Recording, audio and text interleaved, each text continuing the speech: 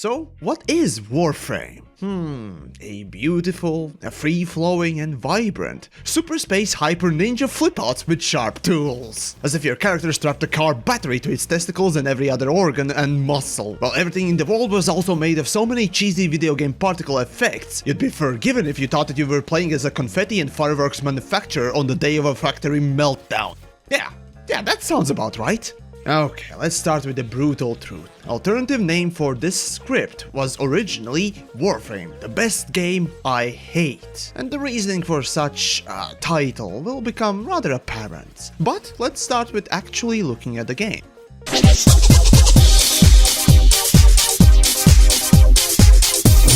In fact, the LSD-fueled Russian raves are less intense than Warframe, and it's Canadians making this thing. They probably got high on legalized drugs and free healthcare. That's or snorting maple syrup. But okay. Technically, Warframe is a third-person hack-and-slash science fantasy game where you control a space Naruto, and unlike a normal person, you just jump and flip everywhere. The game really is just a bunch of variations on hacking, slashing, and some shooting. Oh, and these days, tentacle porn.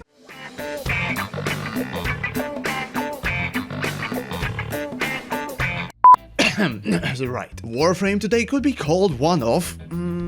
actually no, definitely the best free-to-play game in my book. But it was not so always. See, Warframe launched in 2013, when I first picked it up, by the way. Yes, the footage that you're seeing is my very own footage from back in the day. And that is still the same low-key frame I got then. But this is where the quote-unquote best game I hate comes in. See, Yamiks is an FPS snob that thinks that the third-person shooting is for the feeble, lame, cheating and downright stupid. Real men, you see, play with the first person. Also, the maps felt procedurally generated as everything looked the same. And to my surprise, still kinda does in some older maps. So I disliked the third person, I disliked the maps, but what I hated the most was the bullet sponginess. Basically, the fact that a fresh recruit NPC can take more bullets than Pornstar can take dicks to the face. And the game is so grindy too, as there will be no fingers left to hold your mouse with after the first week, but hey, at least it's a free-to-play game. Also, even to this day, the texture and model quality, at least to the older stuff, is,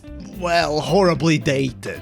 At least on the max settings you can take solace in the fact that you have massive FPS counts, so that's nice. Anyways, upon the launch back in 2013, and for the next 2-3 years, the game didn't really do much. Well, it had its fans, but it seemed like devs were just playing paramedics and trying to revive a dead fish. But then, seemingly out of nowhere, Warframe exploded. Was that because of the partnership with Twitch, community content creators, streamers? Maybe even Warframe was ahead of its time with its metaphorical psychotic blender on two legs gameplay, and people just needed to discover it.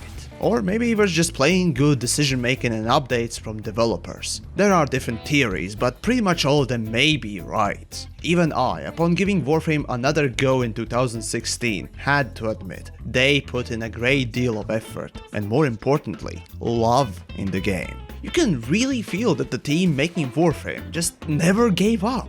Even though I utterly hated the gameplay, I kept saying that I hated it. Not that it's bad in any way, I simply dislike the style of gameplay. Just like any normal gamer should dislike loot boxes. But when I kept hearing things about Warframe, more and more I started hearing some unusual things. Things that you pretty much don't hear in the industry. I kept hearing the developers utilize some bugs or broken bits to refine them and then include them as an actual gameplay feature, instead of bashing the living shit out of everything, as if bugs were baby seals. I heard developers listening to the players and of course improving the game through their feedback. A lot. Maybe even going overboard with it. The game, through what seemed sheer passion, was never just shuffled aside for the next big cash cow, but rather built upon. Again, many companies do this, yes, that's true. But what separated Warframe from the rest was willingness to go that extra step, that extra polish, that extra line of code. which probably convinced people that there is actually something there. As I returned to check upon the game, I saw a well-voiced and interesting tutorial, the opening mission, and more, that made the game feel, well, personal. Yet I didn't like it, but at least now I saw the passion and effort put in it, and I could not but to just admit that it was really good. So it indeed is the best made and enjoyable game that I simply happen to dislike it for its gameplay style. Or at least, I would say that if not for the last week or so.